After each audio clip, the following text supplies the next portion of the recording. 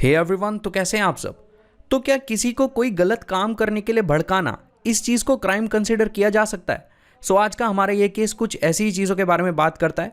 देखिए, आज के इस केस में हम अबेटमेंट से जुड़े डिफरेंट डायमेंशंस को तो समझेंगे ही साथ एंशिएंट पीरियड में फॉलो होने वाली एक ऐसी रिचुअल जिसका नाम था सती प्रथा, उसका भी रेफरेंस हमें आज के इस केस में देखने को मिलेगा। हर एक चीज़ को अच्छे से डिस्कस करेंगे, वीडियो पूरा देखिएगा। हमेशा की तरह सबसे पहले इस केस का नाम जान लेते हैं। जैसा कि आप सब देख सकते हैं, क्वीन वर्सेस मोहित। देखिए, आप लोगों से एक रिक्वेस्ट है कि इस केस के ईयर को लेके मुझे थोड़ा डाउट था, तो अगर आप में से किसी को भी इस केस का करेक्ट ईयर पता है तो आप कमेंट कर सकते हैं। मैं उस कमेंट को जरूर से पिन कर दूंगा, जिससे और भी लोगों की यहाँ हेल्प हो पाएगी। चलिए, अब इस केस से जुड़े कुछ फैक्ट्स भी डिस्कस कर लेते हैं। तो ये है इस केस में विक्टिम और ये है विक्टिम के हस्बैंड। अब एक दिन होता क्या है कि जो विक्टिम के हस्बैंड है उनकी डेथ हो जाती है। तो अगर आप हिंदू रिलीजन के बारे में ज़रा सा भी जानते हैं तो आप ये बता सकते हैं कि हिंदू रिलीजन में एंशिएंट पीरियड में एक प्रैक्टिस को फॉलो किया जाता था जिसका नाम था सती प्रथा।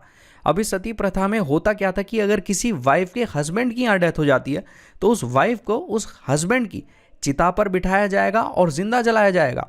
अब ऐसा करने का मकसद यहाँ ये भी था, यहाँ ये मान्यता थी कि अगर किसी वाइफ के हस्बैंड की यहाँ डेथ हो जाती है तो उस वाइफ के जिंदा रहने का कोई मतलब नहीं बन जाता।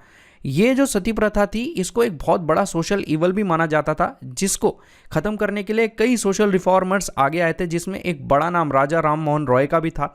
खैर, वो अपनी एक अलग हिस्ट्री है। लेकिन अगर हम इस केस की बात करें तो इस केस में जब विक्टिम के हस्बैंड की यहाँ डेथ हो गई थी तो सती प्रथा को परफॉर्म करने के लिए, फुलफिल करने के लिए, ये जो विक्टिम है ये भी अपने डेड हस्बैंड की पायर मतलब चिता पर बैठने के लिए रेडी हो रही थी, जा रही थी। तो जब विक्टिम यहाँ अपने मरे हुए पति की चिता पर बैठने की ओर बढ़ ही रही थी, उस फ्यूनरल सेरेमनी में कई लोग यहाँ प्रेजेंट थे।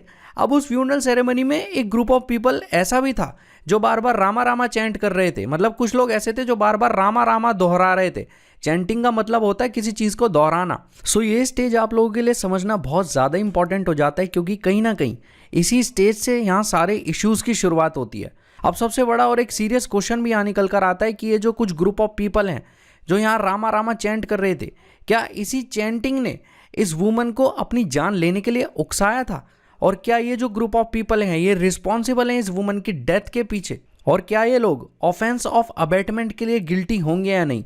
ऐसे सभी क्वेश्चंस को हम वीडियो को फर्दर प्रोसीड करते हुए आंसर करेंगे। देखिए, वीडियो के फैक्ट्स को फर्दर कंटिन्यू करने से पहले हमें ये जानने की ज़रूरत है कि अबेटमेंट कहते किसे हैं। अगर मैं इंडियन पिनल कोड की बात करूं तो अबेटमेंट सेक्शन 107 ऑफ आईपीसी में मेंशन है। लेकिन सीधा बेयर एक्ट की लैंग्वेज को रीड करने से पहले हम ये जान लेते हैं कि अबेटमेंट का सिंपल मीनिंग क्या होता है। अबेटमेंट का सिंपल मीनिंग होता है किसी पर्सन को एनकरेज करना या प्रोत्साहित करना कोई गलत या कोई इलीगल चीज़ करने के लिए। यह बहुत ज़्यादा इंपॉर्टेंट चीज़ है। अगर हम इंडियन पिनल कोड की माने तो 3 तरह के अबेटमेंट हमें यहाँ देखने को मिलते हैं। सबसे फर्स्ट अगर हम जाते हैं तो अबेटमेंट बाय इंस्टिगेशन यहाँ निकल कर आता है। अब अबेटमेंट का मतलब तो आप समझ गए, किसी पर्सन को प्रोत्साहित या एनकरेज करना कोई गलत या कोई इलीगल चीज़ करने के लिए। वहीं इंस्टिगेशन का मतलब होता है किसी पर्सन को भड़काना कोई ऑफेंस या कोई इलीगल ओमिशन करने के लिए। अब ऑफेंस का मतलब तो आप सब जानते ही हैं। इलीगल ओमिशन होता है कोई ऐसी चीज़ जो एक पर्सन के द्वारा की जानी चाहिए लेकिन वो नहीं करता, इस चीज़ को कहते हैं इलीगल ओमिशन। अगर इंस्टिगेट किया जाता है अबेटमेंट के फर्दरेंस में तो इस चीज़ को अबेटमेंट बाय इंस्टिगेशन कहेंगे। वहीं सेकंड अबेटमेंट जो निकल कर आता है वो है अबेटमेंट बाय कॉन्स्पिरेसी। देखिए, कॉन्स्पिरेसी का सिंपल मीनिंग होता है जब 2 या 2 से ज़्यादा पर्सन कोई इलीगल एक्ट करने जा रहे हैं या कोई ऐसा एक्ट करने जा रहे हैं जो इलीगल नहीं है लेकिन वो उसे इलीगल वे में करने जा रहे हैं, तो इस चीज़ को माना जाएगा कॉन्स्पिरेसी। अगर कॉन्स्पिरेसी में रहकर कोई पर्सन किसी दूसरे पर्सन को एनकरेज करता है कोई गलत या कोई इलीगल चीज़ करने के लिए तो उसे कहा जाएगा abetment by conspiracy. While on the other hand अगर हम तीसरे टाइप के अबेटमेंट की यहाँ बात करते हैं तो वो है abetment by intentionally aid. Intentionally aid का मतलब यहाँ होता है किसी को अपनी मर्जी से मदद प्रोवाइड करना, हेल्प प्रोवाइड करना। मान लीजिए मैं अपने भाई से ये कहता हूँ कि सी नाम का एक बंदा है तो उसका मर्डर कर दे। मैं भड़का रहा हूँ अपने भाई को, एनकरेज कर रहा हूँ कोई गलत चीज़ करने के लिए। अब मेरे भाई को कुछ चीज़ों की ज़रूरत है सी नाम के बंदे को मर्डर करने के लिए, तो उन चीज़ों को मैं अपने भाई को प्रोवाइड कर रहा हूँ। तो यहाँ मैं अपने भाई को अपनी मर्जी से कुछ प्रोवाइड कर रहा हूँ, इसी चीज़ को कहते हैं इंटेंशनली एड, अपनी मर्जी से प्रोवाइड की गई मदद। तो ये चीज़ कवर होगी अबेटमेंट बाय इंटेंशनली एड में। ये बहुत ज़्यादा इंपॉर्टेंट चीज़ है। तो चलिए अब आते हैं section 107 of Indian penal code की बेयर एक्ट लैंग्वेज पर। देखिए सेक्शन 107 ऑफ आईपीसी बात करता है अबेटमेंट ऑफ अ थिंग, किसी चीज को अबेट करना। इस चीज को यहाँ सेक्शन 107 दर्शाता है। अब सेक्शन 107 ये कहता है कि a person abate the doing of a thing. अगर कोई पर्सन किसी दूसरे पर्सन को कोई चीज करने के लिए भड़का रहा है तो इस चीज को अबेटमेंट माना जाएगा।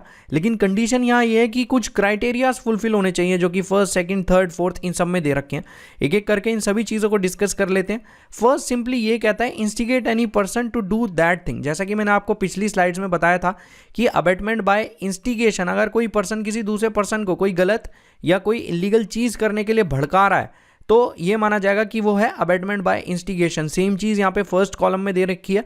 सेकेंडली ये कहता है कि अगर कोई पर्सन किसी कॉन्स्पिरेसी में इंडल्ज है, किसी पर्सन के साथ या कई सारे पर्सन के साथ किसी चीज को करने के लिए, और उस चीज को करने के लिए जो एक्ट या इलीगल ओमिशन किया जा रहा है वो एक्ट और इलीगल ओमिशन अगर कॉन्स्पिरेसी के परसुएंस में हुआ हो तब इस चीज को यहाँ अबेटमेंट बाय कॉन्स्पिरेसी माना जाएगा।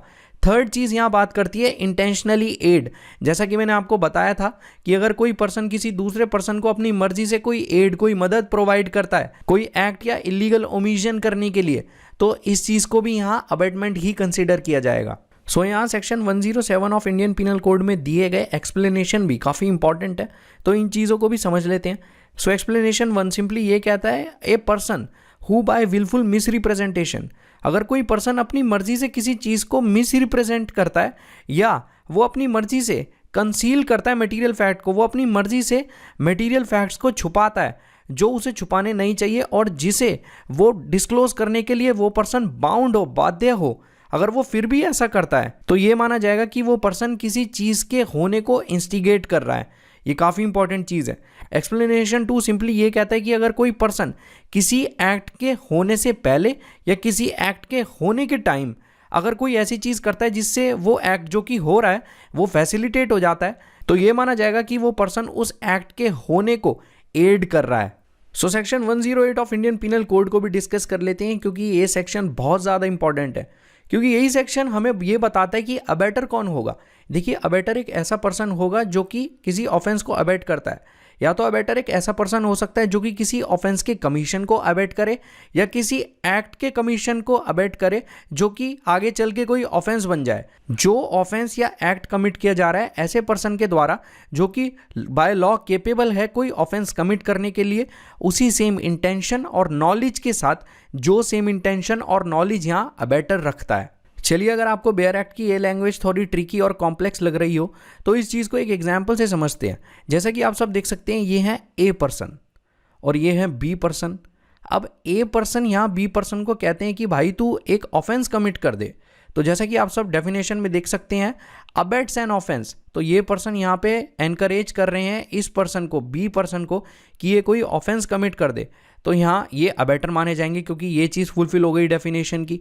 और अगर ये ए पर्सन बी पर्सन को ये कहते हैं कि भाई तू कोई एक्ट कर दे जो एक्ट आगे चल के इनको पता है कि वो एक्ट आगे चल के एक ऑफेंस कंसीडर किया जा सकता है, तब भी यहाँ पे ए को अबेटर ही माना जाएगा। जैसा कि आप सब देख सकते हैं डेफिनेशन भी सिंपली यही कहती है, और the commission of an act which would be an offence, मतलब कोई एक ऐसे एक्ट का कमीशन किया जा रहा है जो कि आगे चल के कभी ऑफेंस कंसीडर हो जाए, जो पर्सन ऐसा करेगा उसे अबेटर ही कंसीडर किया जाएगा।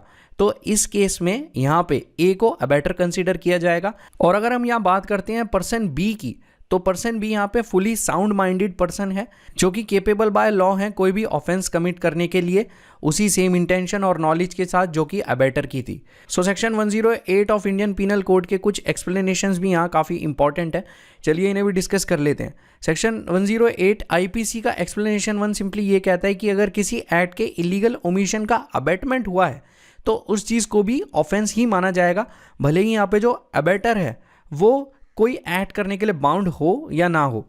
अगर हम इस चीज़ को एग्जाम्पल से डिस्कस करते हैं, मान लीजिए ए एक पर्सन है जो कि बी को इंस्टिगेट करते हैं कि सी का मर्डर कर दे।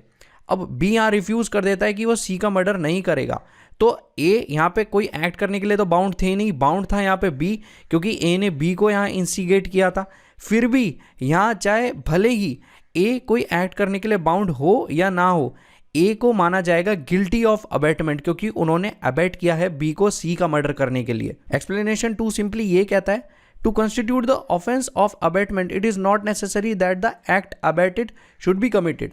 चलिए इस चीज़ को एग्जाम्पल से डिस्कस करते हैं। मान लीजिए मैं अपने भाई को ये कहता हूँ कि तू सी एक पर्सन है, उसका मर्डर कर दे। अब मेरा भाई सी का मर्डर नहीं करता, तब भी मुझे सज़ा होगी, मैं गिल्टी होऊंगा अबेटमेंट का, क्योंकि मैंने अबेट तो किया है।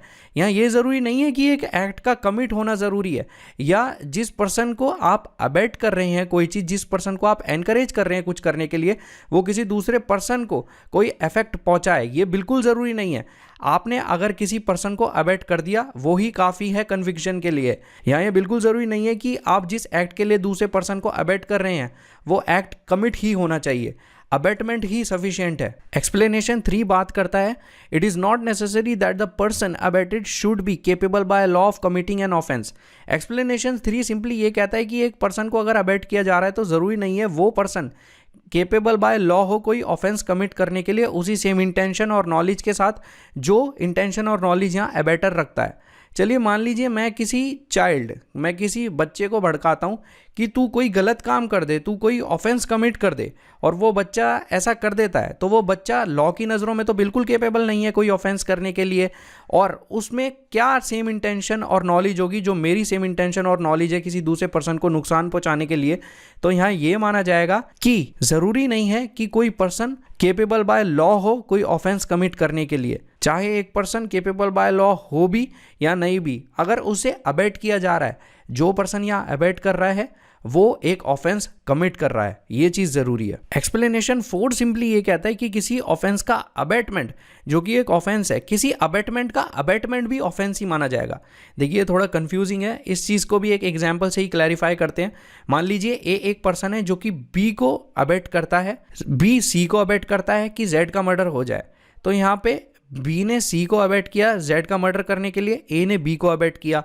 अब अगर यहाँ सी जेड का मर्डर कर देता है तो बी भी लाइबल होंगे अबेटमेंट के लिए और ए भी लाइबल होंगे अबेटमेंट के लिए। किसी अबेटमेंट का अबेटमेंट करना भी ऑफेंस ही माना जाएगा, भड़काने के लिए भड़काने को भी ऑफेंस ही कंसीडर किया जाएगा। ऐसा नहीं है कि अगर ए पर्सन बी को अबेट कर रहा है, बी सी को कर रहा है और तब मर्डर हुआ है तो बी को सिर्फ सज़ा होगी और ए को नहीं होगी, ऐसा बिल्कुल नहीं है। जो पर्सन यहाँ अबेट कर रहे हैं किसी दूसरे पर्सन को वो गिल्टी होंगे for the offence of abetment. अब एक्सप्लेनेशन 5 बात करता है अबेटर के बारे में जो कि एक कॉन्स्पिरेसी में शामिल है। मान लीजिए A B C D 4 persons हैं, ए उसमें से अबेटर है, बी सी डी अबेटर का साथ दे रहे हैं किसी कॉन्स्पिरेसी में किसी क्राइम को करने के लिए। अब बी सी डी ये कहते हैं कि एक जेड बंदा है जो हमें इस क्राइम में मदद करेगा, इस रॉन्गफुल एक्ट में मदद करेगा कुछ चीज़ें प्रोवाइड करके। अब ए उस जेड बंदे से नहीं मिला है, ए बिल्कुल नहीं जानता है जेड को, बस उसने बी सी और डी के थ्रू जेड के बारे में सुना है। अब यहाँ जैसा कि आप सब देख सकते हैं, the abettor it is not necessary that the abettor should concert the offence with the person who committed. यहाँ पे ए भले ही जेड से नहीं मिला है, लेकिन अगर जेड यहाँ कुछ चीज़ें प्रोवाइड करता है या किसी भी तरीके से मदद करता है उस कॉन्स्पिरेसी में, जिस कॉन्स्पिरेसी में ए बी सी डी ये पर्सन शामिल थे, तब ये माना जाएगा कि जेड जो है वो भी गिल्टी है ऑफेंस ऑफ अबेटमेंट का, क्योंकि वो भी कॉन्स्पिरेसी का पार्ट है। भले ही अबेटर ने सिर्फ उसके बारे में सुना हो, भले ही उससे बातचीत भी ना की हो। जैसा कि आप सब देख सकते हैं, it is sufficient that if he engages in the conspiracy, अगर वो पर्सन एंगेज भी हो रहा है कॉन्स्पिरेसी में तो ये चीज़ ही सफिशिएंट है कन्विक्शन के लिए। तो अब बात कर लेते हैं पनिशमेंट फॉर अबेटमेंट के बारे में, जो कि mentioned under section 109 of Indian penal code. देखिए सेक्शन 109 सिंपली ये कहता है कि अगर किसी पर्सन को कन्विक्ट किया गया है ऑफेंस ऑफ अबेटमेंट के लिए और उस अबेटमेंट के चलते कोई भी ऐसा प्रोविजन नहीं है इंडियन पिनल कोड में जो कि बात करता है उस अबेटमेंट के बारे में जिस अबेटमेंट के चलते एक पर्टिकुलर पर्सन को कन्विक्ट किया गया है, तब उस पर्सन को अब सज़ा किस तरीके से दी जाएगी। मान लीजिए कोई पर्सन मर्डर का अबेटमेंट करता है, तो अबेटमेंट ऑफ मर्डर तो पूरे इंडियन पिनल कोड में कहीं पे भी स्पेसिफाई नहीं है। तो यहाँ सेक्शन 109 के अकॉर्डिंग अगर कोई एक्सप्रेस प्रोविजन प्रोवाइड नहीं करता इंडियन पिनल कोड, तो उस पर्सन को, जो पर्सन अबेटमेंट कर रहा है मर्डर का, उस पर्सन को मर्डर के लिए ही पनिशमेंट दी जा सकती है। जैसा कि आप सब देख सकते हैं, be punished with the punishment provided for the offence. So abetment के कॉन्सेप्ट को होली और थॉरली डिस्कस करने के बाद आ जाते हैं इस केस की जजमेंट पर। तो ऑनरेबल सुप्रीम कोर्ट इस केस में जजमेंट देते हुए ये कहते हैं कि कुछ ग्रुप ऑफ पीपल, जैसा कि मैंने आपको इस केस के फैक्ट डिस्कस करते टाइम बताया था कि फ्यूनरल सेरेमनी में कुछ ग्रुप ऑफ पीपल ऐसे थे जो रामा रामा चैंट कर रहे थे, उनका ये चैंट करना ही कारण बना इस वुमेन की डेथ के पीछे। ऑनरेबल सुप्रीम कोर्ट का यही कहना था।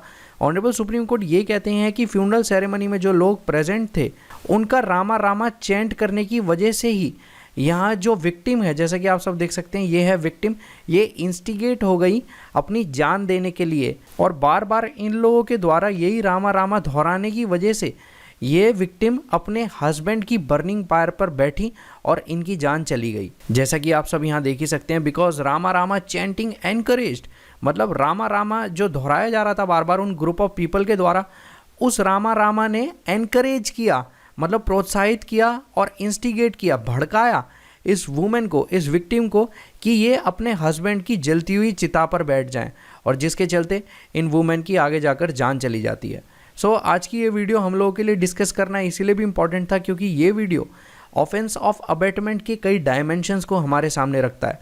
सो मुझे उम्मीद है आज की वीडियो आपको अच्छी लगी होगी। जिस इन्फॉर्मेशन को आप यहाँ गैदर करने आए होंगे वो आपको मिली होगी। Have a great day.